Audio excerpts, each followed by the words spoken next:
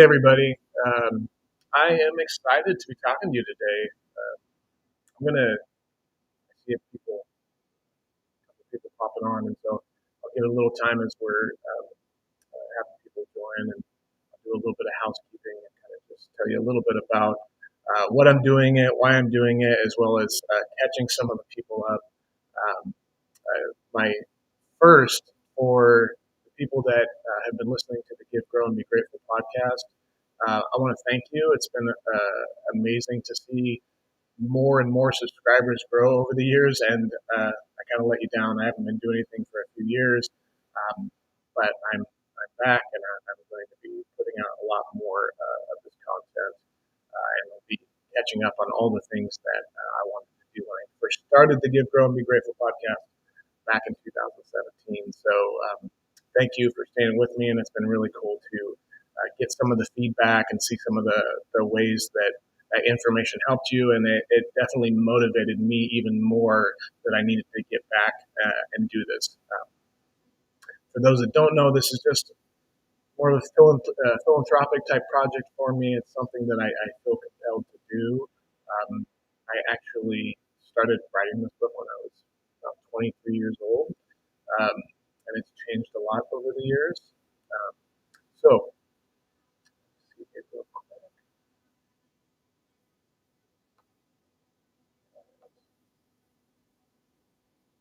there will be, I believe, I'm going to basically take some time to kind of give you the overview, and there's going to be a little bit of time for Q&A once we are through the kind of general overview.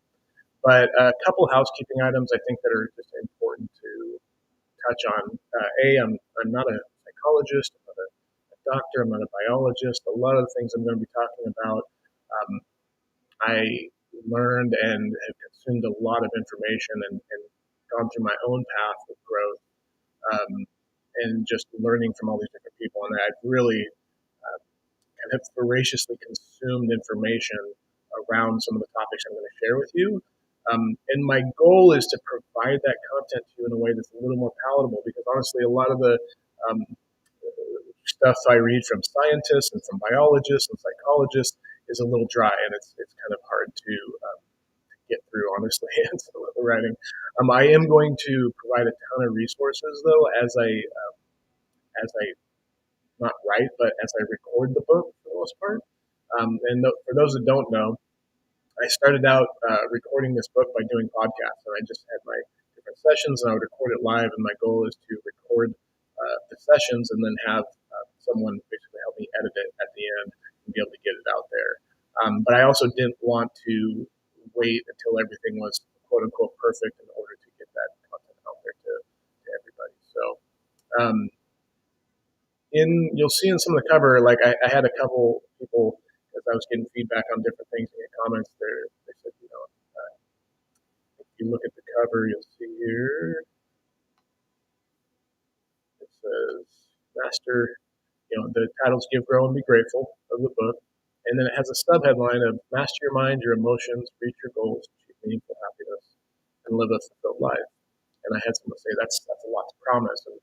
And so I want to provide that caveat there. I think it's well known, but if I was writing a book on exercise or diet or anything like that, it's not that I'm making that promise per se, right? So I'm not saying this is going to happen to you, right? Just like the person who's writing the article on doing exercise and weightlifting isn't saying you're going to get in shape by reading this book. It's going to take a lot of work. What I'm saying is it's worth it, and here's how I did it, right? So I'm going to show you what I learned, some of the struggles I went through, and what worked well for me. That doesn't necessarily mean everything that I share with you is going to work the same for you. While we all have a lot of similarities in our biology and in our psychology and different elements of us, we also have a lot of uniqueness about each one of us. And so there's going to be a lot of different things. Things may work for you one way, things may work for another one way. I will try to stay away from saying that this is the way it's done, but sometimes I'll still probably make that mistake. But in overall, I'm just kind of sharing with you, like, hey, here's what I went through, and here's what worked for me. And the way that once I figured some of these things out, like I am currently experiencing life in a way that I have never experienced life. I'll tell you a little bit about myself. Let me give you a little bit of kind of backstory of, for those who don't know who I am and kind of where I came from a little bit. I think there's a lot of people that know me as, Kevin, the owner of Web4, built a successful digital marketing agency and authored a book and is on multiple boards and is the successful version of myself. A lot of people don't know all the elements before that. So I'll share a little bit of that. I'm going to share a lot more in the book, but the, I'll try to make it a condensed version. How about that? So my when I talk to people and I actually share some of this with people, I came to realize after a while that my teen years weren't quite traditional teen years. My Some of you may have seen the photo I shared yesterday, where I was in goth, right? I was all in goth, and that was kind of where I was, and I was probably around 14, 15 at the time. And I think it was just part of my development, part of like people I was around. I was very emotional. I felt like the world's. I felt like I was feeling the world's emotions. Like literally, I was very empathetic kid, and I could see and read other people's emotions really well. And at that time, watching news and watching things like that, I felt like the world was ending. Like I was very in a different space at that point. I hung around with people that sold drugs or did drugs. Kind of was going down a path that would eventually lead to not such a good place. Uh, and I think it was my junior year, I got expelled from Madison High School for a drive-by shooting with a squirt gun. Right, so I actually, yeah, you think about it now, and it's just plain stupid to think about what we did then. It wasn't quite as stupid; it was still stupid, but not quite as stupid as doing something like that now. But um, when I got expelled, I actually got sent to a vocational school.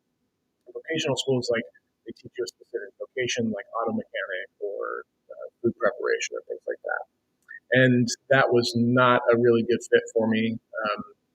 None of that stuff was. I barely earned any credits for high school. And when I came into my senior year, I still needed 12 credits to graduate. So for those that don't know, I think it's like 24 credit system. Usually your senior year, you only need a few credits, like 3, maybe 4 credits. And you can go like half days sometimes, depending on if you did everything the way you're supposed to do. Not me. I needed 12 credits. So I was doing summer school. I was doing night school. I was doing outdoor school. In fact, probably one of the best things that ever happened to me was being so far behind and realizing the path that I was on that if I didn't get on the right track, I could kind of foresee where I was going, and so I worked my butt off to do all those things to try to get all those credits. But it's not that easy, right? At the same time, I'm getting pulled back in other directions because I'm trying to stay away from going to parties with friends and doing all that stuff. But it seemed like wherever I was, things kept finding me. At a party, I literally am getting shot at, grabbing a gun before they about to shoot my friend, get hit over the head, crawl out on the floor, yeah. There's a in-depth story behind that that I will share at a later date. But and that was just in a friend's house with like 5 people when their mother was there. It wasn't like something like some big crazy party, though that happened before. And I ended up in a lot of positions where I was like, ended up a guy shooting a shotgun I had to tackle and do all this stuff. Like, I mean, it was partially. It felt like it was coming to me, but it's partially like the energy and the things that I was doing was putting me in those positions, right? But at the time, it just felt like, hey, I'm trying to do good. I'm trying to head in this right direction, but everything keeps pulling me back in this direction. And the program I actually went into my senior year was a program called Focus, and everyone politely referred to us as the Focus Fuck-Ups. Right? So that was it. Like we had this one little portion of the school, side of the school, where the the messed up kids went and studied there. Some of the best teachers I've ever met in my life. They're amazing. Um, that was another big impactful point because I actually started to enjoy learning a little bit. They were more respectful. Apparently had a problem with authority at the time. Um, but that was really big. And literally, I got to where we're getting close to graduation, and I had gotten 11 and 7/8 credits or something like that. You could get like eighths of a credit, and it was crazy. But I like was going to not graduate potentially, and one of the teachers actually basically hooked me up and said, "Hey, like I'm gonna get you that eighth credit, and you're gonna graduate." So I graduated. I actually was never planning on going to college. I didn't really think I would live past like 25, 30. I really didn't think I would live about that, but I was starting to get some direction and some hope at that point. And so I actually was able to get some student loans and do some like a small grant and some other things, and I was able to go to like a community college. And so I went to Mount Hood Community College where I was getting an Associate of Arts and started learning and studying there. Fast forward a little bit, I'm 23. I'm still living at home with my mom. I'm not feeling like a successful, not very driven um, person at that point. So I would say most of my friends looked at me and were like, "Hey, he's the positive one. He's always thinking and has different ideas." The problem was I had a lot of ideas, and I would work on those for a little bit, and then I would switch to the next thing, switch to the next thing. While I never got diagnosed with ADHD, I probably was. But as I learned more of the biological element, I also realized that I was what's called very dopaminergic, very sensory seeking. And dopamine is always not what's in front of you, it's what's over here. Right? So as I started to learn my own biology and how I could control that to some extent, I started realizing, oh, that's how I was. That's why I was more the way I was at that point. And so, not too long after that, I ended up having a child, and that was a very life changing event for me. I all of a sudden had to put on my big boy pants and get serious about life. And so I went like 180 degrees, the opposite direction, and really started to hustle. Right, my this trigger turned on in me that it was like you have to be a good provider. Right, you have to take care of your daughter and be a good provider and all that kind of stuff. And so there's a lot of stories there, and I'll share some of those. Like I got into sales. I was doing really well. I was growing. I ended up becoming the sales and marketing manager for a home improvement company, and I was making more money than most people I knew at that point. But I also had gained a lot of weight. I was 270 some pounds. I was traveling every other week, working 80 hours a week. Um, so definitely, at some point in there, actually, my stepmother gave me a book on aligning values with it's like a time management book, which at first I was like, what is this about? But it was about aligning your values and your time. And it was actually very impactful for me at the moment because I I realized that what I was doing was, in a lot of ways, had the right intentions as far as what I wanted to do and how and what I was trying to do. But at the same time, I was not doing it in a way that actually aligned with my values. And so I did a lot of this when I was younger. I switched way far to the other side. I literally went from being the sales and marketing manager for a home improvement company to I forget how much later it was, but I ended up leaving that, and I had started training, and I lost 80, 90 pounds, and I fought in my first mixed martial arts competition in February of 20, 2023 or 2003, I think it was. So pardon the timeline, there might be some things there. But so I set a goal and said, hey, I want to get down to this weight, and I started training in mixed martial arts. I've done martial arts since I was young. And so I got in my first mixed martial arts tournament and fought in the battle in Seattle. So you can find all that somewhere. So I'll fast forward a little bit more from there. I had a number of series of events happen after that, from meeting my wife, having another child, having many life changes, leaving a company where I was again back to the point where I was making the most money I'd ever made in my life, but was not happy. I said I'd rather make half as much doing something I enjoy and having a positive impact than to continue being misaligned with my values.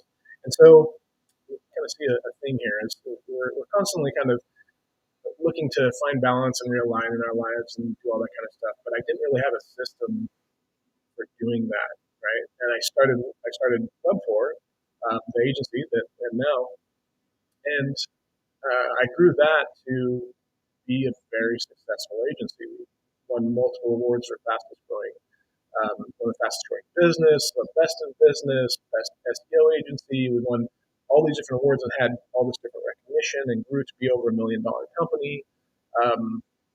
And at, I want to say it was probably about 5 years ago, maybe 2017-ish, somewhere in there.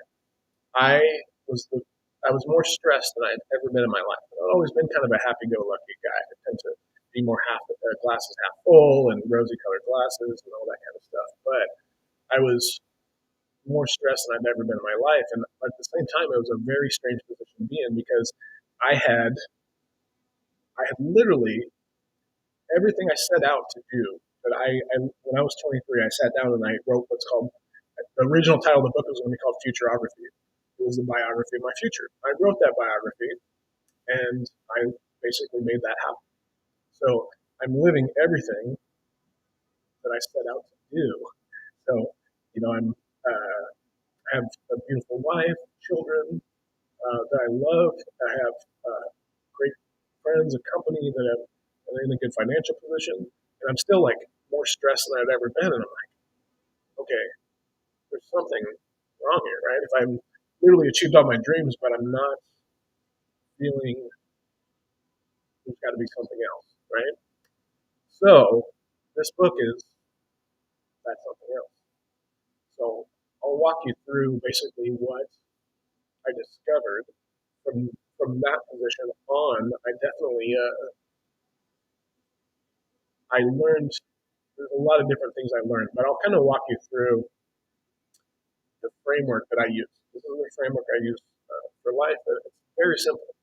Actually, the first book I wrote was a marketing book it's called The Future Proof Your Marketing, and it was for companies to understand how to manage their current company from a strategic perspective, who they are and how to market effectively, and then also who they need to be in the future while keeping out minds for like what's coming in the future, right? So it was building that strategy now, but also managing the company that you're going to be in the future at that same point, and kind of balancing those two things.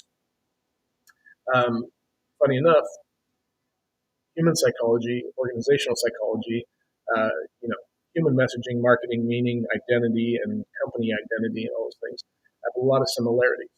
And so the strategy that I use here is very similar to the strategy that I use for huge organizations, some Fortune 500 companies that we've consulted with that have basically used this framework. And instead of just saying, hey, this is, a strategy that I outlined and now I'm going to do it, it becomes part of the DNA of who they are, right? So it's like, this is actually how we run our business, and this is always what we're focusing on. It's where we're putting our attention. And so I basically was like, I want to apply that to the individual. So this book is philanthropic. If there are any proceeds or anything we do from this, we have a charity that we're starting that's going to help provide this similar kind of education to youth. And so everything will go towards that. There'll be more on that coming up.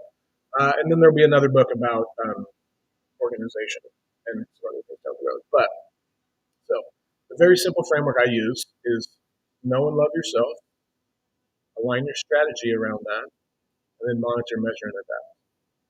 So know and love yourself, align your strategy around that, monitor, measure, and adapt.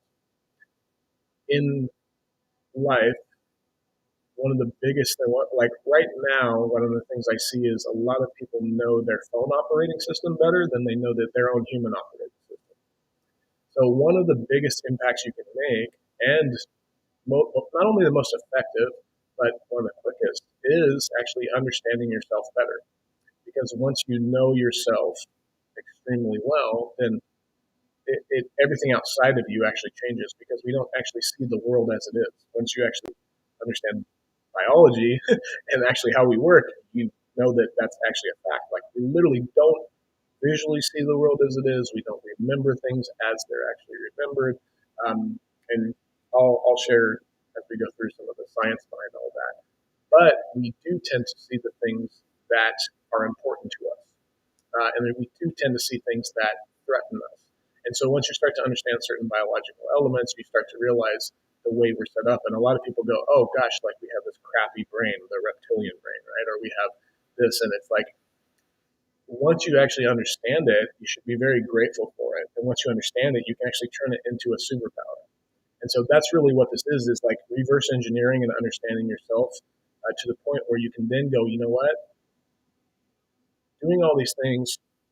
So I had the misconception that doing all these things would get me to this point, and then I would be a certain way at that point. I would be happy. I wouldn't have stress, whatever that was. And that's just wrong. But and unfortunately, I think most of us tend to operate that way. It's like once I have this thing, then I'll do this, or then I'll be this way. And that's just not the way it is. It actually all starts with being. And so it's really about what's crazy is once you understand that, so once you know yourself, but when I say love yourself, I'm not meaning, I'm basically meaning an intrinsic self-worth that's unconditional, that is not based on anything outside of yourself.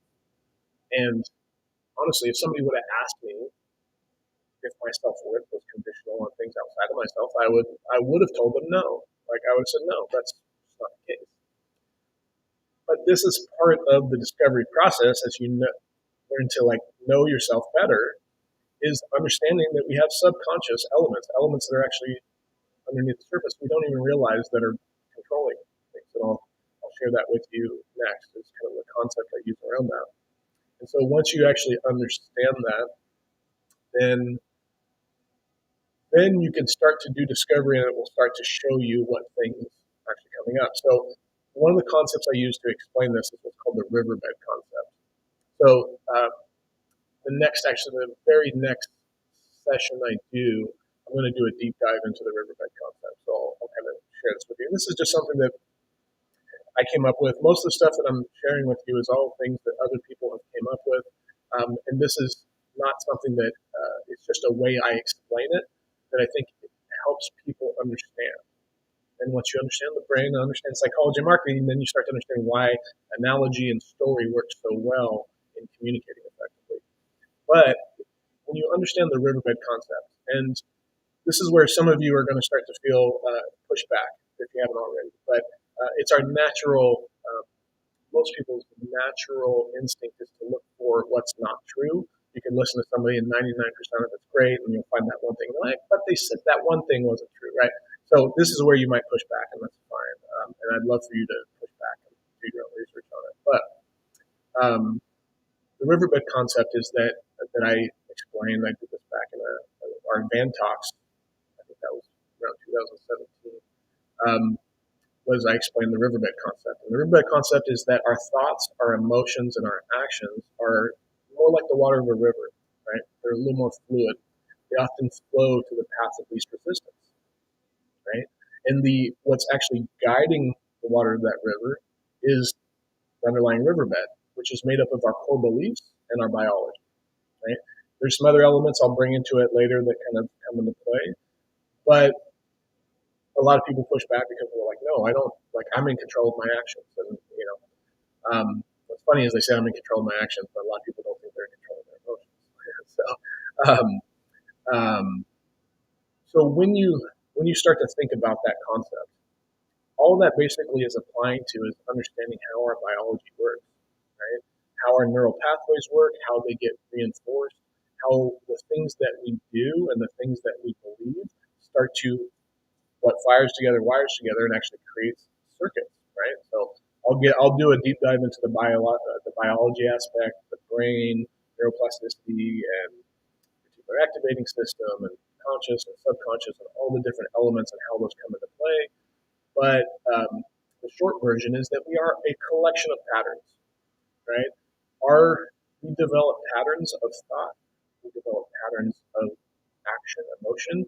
Most of us think of habits as the things that we do, the actions, right? But we also have habitual ways of feeling. We have habitual ways of thinking, and those habitual ways, those patterns, are based on our past. They're based on all the core beliefs and experiences that we've had up to this point. So when there's a lot of that you actually didn't control, right? So there's a lot of that when you were a child. Uh, One of the great things about human beings is that we are highly adaptable, right? You see a lot of other animals. When they're born, they come out and they're kind of ready, right? We're not. We come out to be programmed. We come out and we have to be cared for and taken care of for a long period of time. But we're super adaptable, right? And so now we're basically taking in all this information and we're modeling the world around us. We're looking at things around us to determine how to act and how to be, right? And so we start pulling in and start creating all these beliefs and associations that create that structure.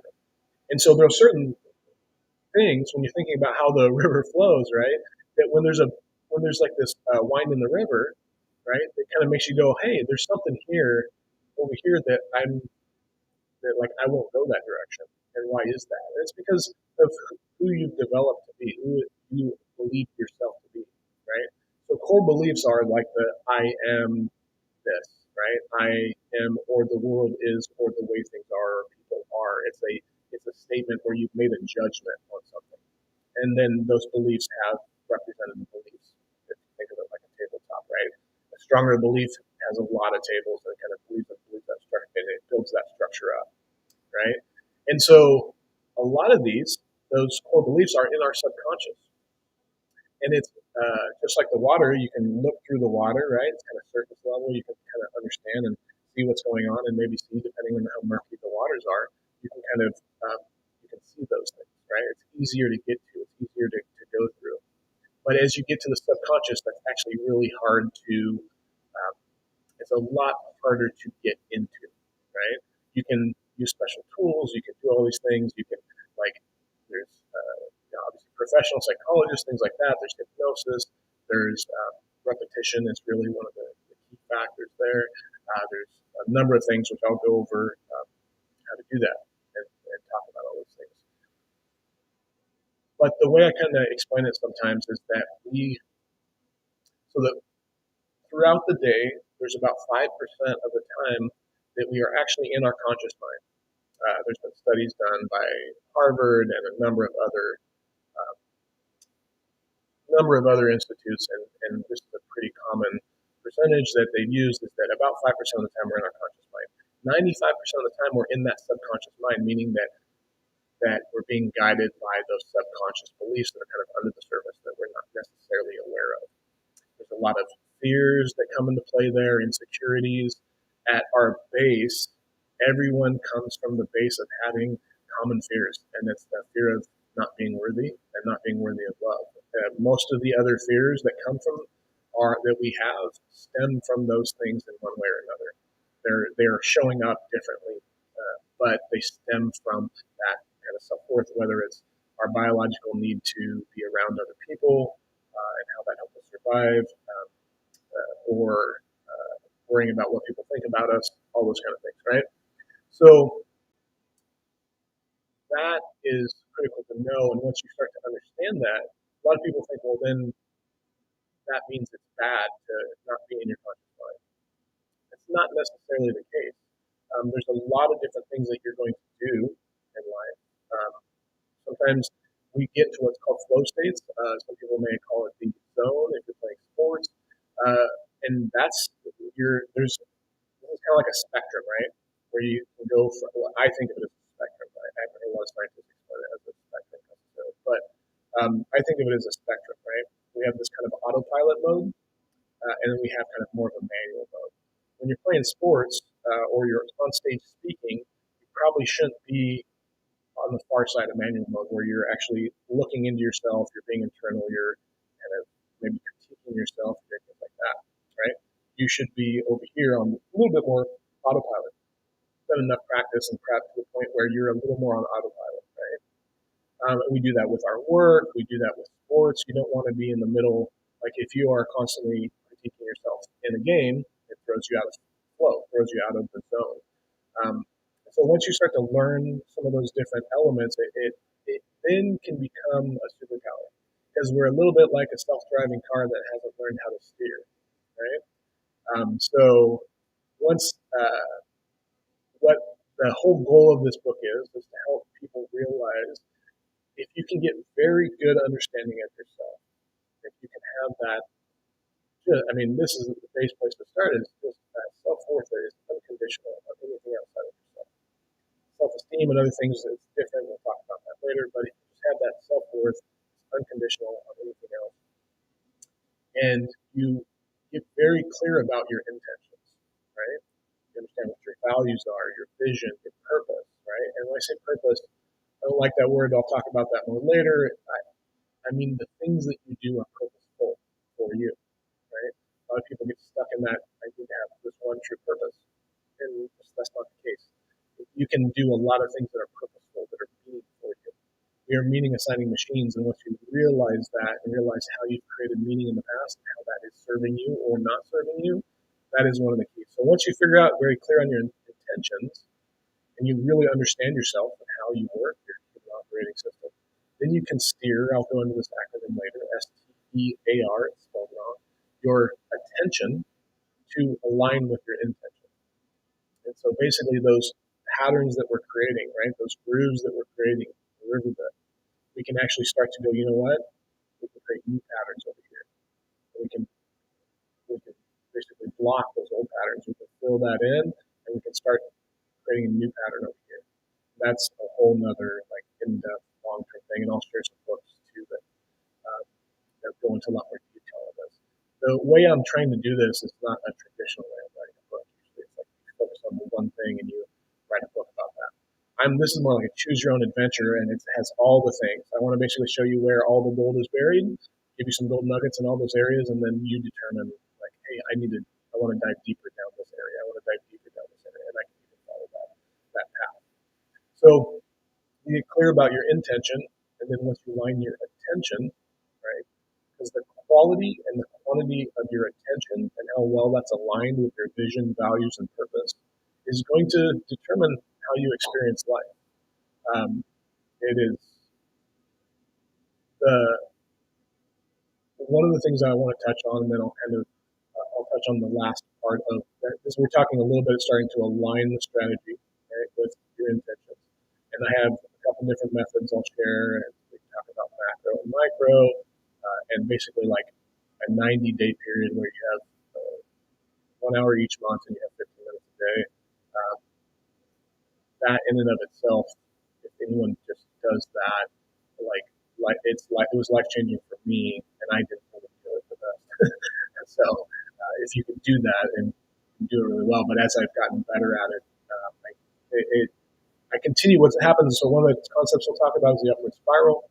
What continues to happen is a lot of times we put a lot of pressure on ourselves, but if we're just looking at getting a little bit better, we understand what all the ordinary things that we need to do every day, sometimes that we don't put a lot of importance on, but they're the things that have to happen every day in order for us to do that bigger thing. Once we get really good at focusing on those, we actually just on this upward spiral where you just get a little better all the time, a little better all the time, a little better all the time. And then at some point you go, wow, like I'm to a point where I hoped I would be and dreamt I would be, and now I'm looking, going, do I just stop here, or do I want to keep trying to grow? And I think ultimately in our life we want to just keep growing and keep trying to get better and help other people. So that's where I'm at. Is I want to help people experience the day and feel the joy, the love, all the different things. I want to, like it took me forever to learn how to just like I had a very hard time just focusing. Very like everything that was right in front of me, I didn't want to do that. I'd go do something else, and then I'd get to do that thing, and it'd be like so. I definitely had some challenges there, but I've learned how to use. Once I had this understanding, I've learned how to actually get very focused because part of your attention, if you put your attention in a certain area, your energy is going to go there, right? And once you put your energy there, you're going to start to cultivate that and start to grow. Right? So you have the two sides of the coin. You have resentment over here. You have gratitude over here. And gratitude is like a cheat code for life. I'm going to do a whole thing on that. And once you understand how gratitude actually impacts you neurochemically, the feeling it does, how it rewires the brain, once you start understanding some of the different elements, like gratitude is literally a cheat code. So one of the last areas when I talk about in the strategy, the third one is monitor, measure, and adapt, is making sure that there's a couple different things there. One is having feedback loops and making sure that you're measuring, because what gets measured gets managed. And so if you want to, and not trying to do too much at once, right? So making sure that once you understand how the brain works and how it works with the task, you break it into a very small section, right? And you just say, I'm just going to do this one task. Your brain tells you, hey, good job. Like you did that task. Even if it's like, I just set my workout clothes out, right? Your brain just reinforced that habit, right? And start understanding how you work and going like, hey, this habit wasn't too hard. And changing how you focus rather than saying, I have to go to the gym to work out. It's like, I just get to the gym, right? Like my goal is just to get to the gym. So once you start changing and reframing things a little bit, you start to make things work better in your own mind, and then all of a sudden you get on that new path that you start creating, and there. But there's always rebalancing. Balance is something that is not like. I mean, it's funny because it sounds like it's you're balanced perfectly. No, it's like you're always balancing. You're always balancing. Things are always going to be moving this direction or that direction. And part of the reason why this book is called Give, Grow, and Be Grateful is because that's my life motto. And so I try to create simplicity to allow me to focus on the things that are most important. Complexity is the enemy of execution. We talk about this in large strategies all the time. And so we need to have simplicity at its core, right? And so for me, give, grow, and be grateful, that's every day. That's what I'm focused on. Like, how can I take this experience and grow from it? What can I give to this person? How can I give even more value in this moment? Like, how can I be grateful for like the challenges that I was faced with today and how are those going to help me grow? Right? Once you start thinking about those things, those are how I'm going. And one of the things that I'll talk about more too is like Robert Kiyosaki's pay yourself first. You need to give to yourself first. You need to give yourself some time, that slow time, right? So there's a book I'll share at some point when I talk about autopilot and manual.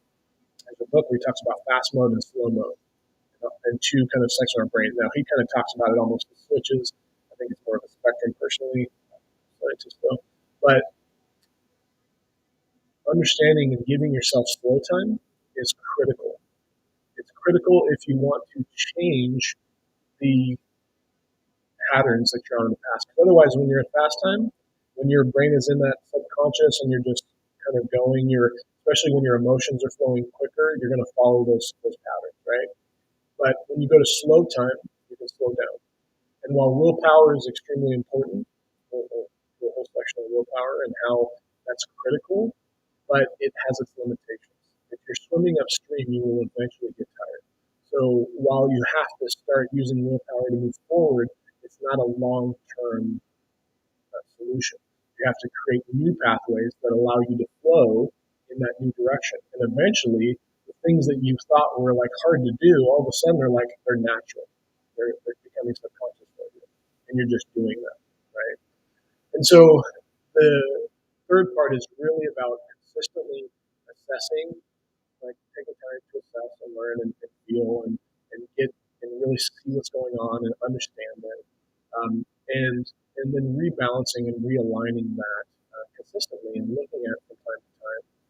Am I aligned with my values? Am I? Because ultimately that is one of the cores of this. And it's a whole section. When I say values, I think a lot of people think of like traditional. When we say values, they're like, oh, this like company value. I'm talking about what do you value? What ways of being do you value? Right? If you value being compassionate, but you have times where you're were not compassionate in areas that you wanted to be, you can figure out how to be better at being compassionate in those areas. If you value being courageous and getting outside of your comfort zone and doing new things, but you were scared, that's perfectly fine, right? So how do you, over time, do those little things to get more in alignment with those things? So part of that is determining your values and really understanding how you want to be and who you want to be, and then also who you don't want to be. And then consistently kind of just realigning with that. And one of the areas I'll talk about here too, though, is also understanding that everything is on a little bit of a spectrum. It's kind of hard. It's more of that duality of life that everything has good and bad to it. And sometimes I would say I used to have a harder time seeing the bad. I was the rosy colored, look at the positive side. But I've learned how to look at both. I've also learned the value of looking at both.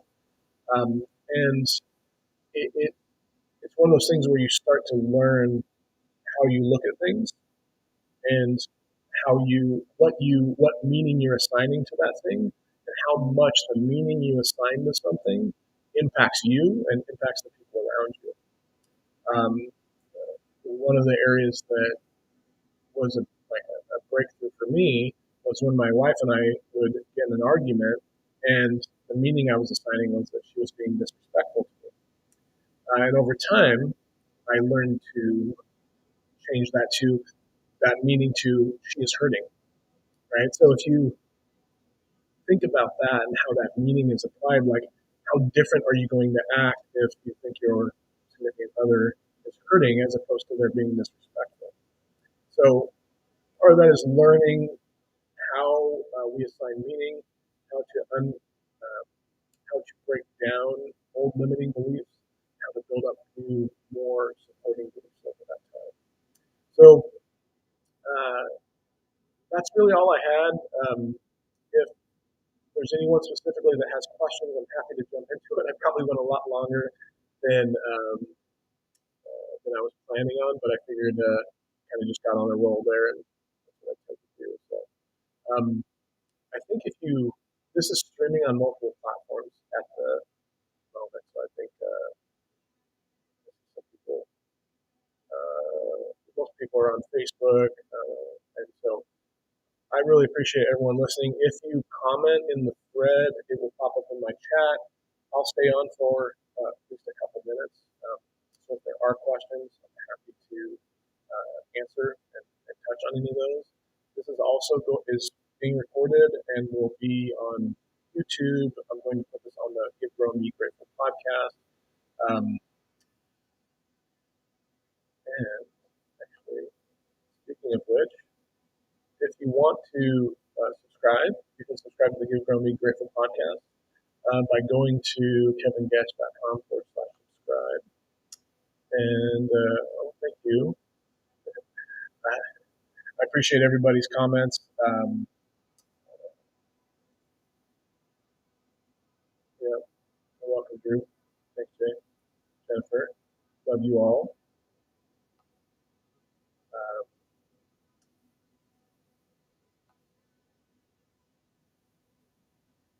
Matt. Appreciate everybody for tuning in and listening to me kind of go through this. I think I'll share with you my outline. It's earlier here. I'll do this real quick.